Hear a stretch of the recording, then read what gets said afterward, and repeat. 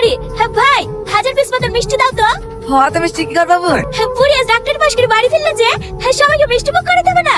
বুড়ি ডাক্তারি পাস করে ফেললো? হ্যাঁ ভাই, তোমাদের দোয়া দিবে এইটুকু ডাক্তারি কমপ্লিট করতে পারনু।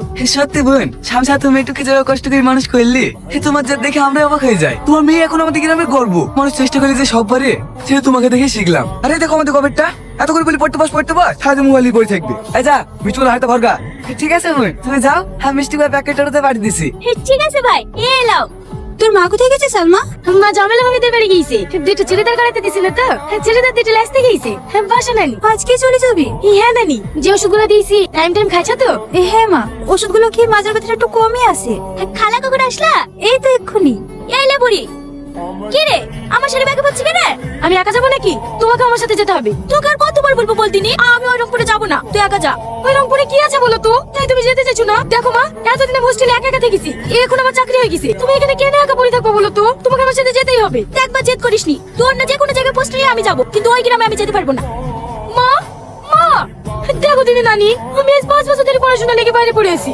দেখুন না আমাদের কিছু ছিল না, এখন তো আমি নিজের পায়ে দাঁড়িয়েছি। সরকার থেকে একটা কোয়ার্টারও দিয়েছে।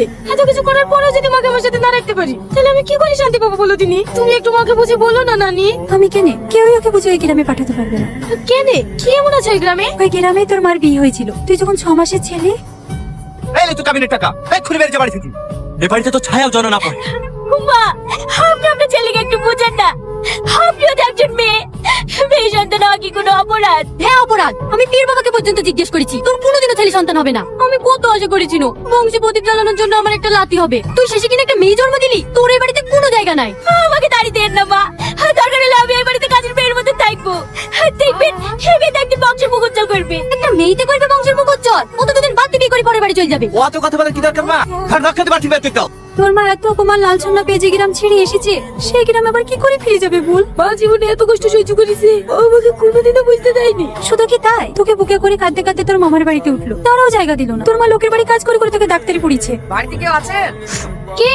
আমি ম্যাডাম রাকেশ। গাড়ি চলে এসছে, কখন যাবেন? এক্ষুনি বেরোবো, তুমি গাড়িতে গিয়ে বসো, আমি আসছি। ঠিক আছে ম্যাডাম।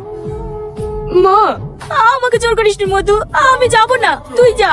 আমি নানির মুখে সব শুনেছি, তোমার মেয়ে আজ সফল। তোমার মেয়েকে ওদের সামনে দাঁড় করে আজ গল্প করা উচিত। তুমি যেতে চাইছো না কিন্তু, লজ্জা তো পাওয়া উচিত ওদের। চলো না মা, তুমি না গেলে আমার একটু ভালো লাগবে না। আচ্ছা ঠিক আছে, চ। আর খাবো না মা। আচ্ছা টিকট আছে, খেলে। না না মা, লেট হয়ে যাচ্ছে। আরে আরে, টিফিনটা তো লিসা। আসছি মা। সাবধানে যাস। ঠিক আছে মা।